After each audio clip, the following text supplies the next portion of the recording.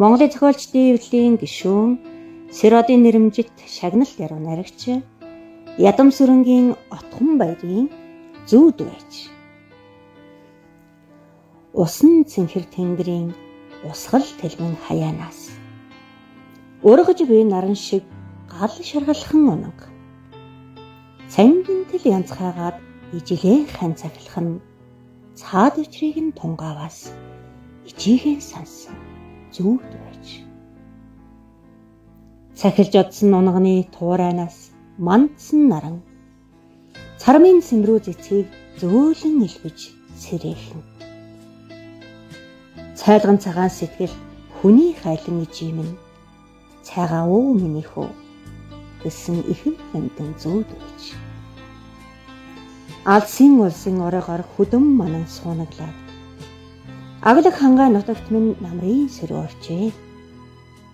Айдуухан хоолойгоо засаад аав минь ороод ирвүүдээ. Ансаг манан тав тэртэл анайл бас зүүд байж. Өхөр тэрэгний сүүдэр сарны туяан цөөмиж үлгэр домог амьлах мэт үлэмж санхан үзэгдэхвэ. Өглөөс ачаал нь тарай миний хөөгөх. Өвгөн бурал аавын дэ сэршүүлэнгийн зүүд байж. 10 сарн гүйцээд хевлийдэн тийчлэх үгийн анхны гэгийн хүсэл нь Монголдон төрөх тавилан байж. Амжиж хилээгүй үгсээ аав нь бясалган бодож ангараа бяцхан өрөөр нь дамжуулах хэлс байж. Эргэлдэн хөрвөөгч ертөнцийн эгэл бүсийн цээлхийг эргээд хүүдэн төрсөн эгэлгүй дээдийн ерөөл байж.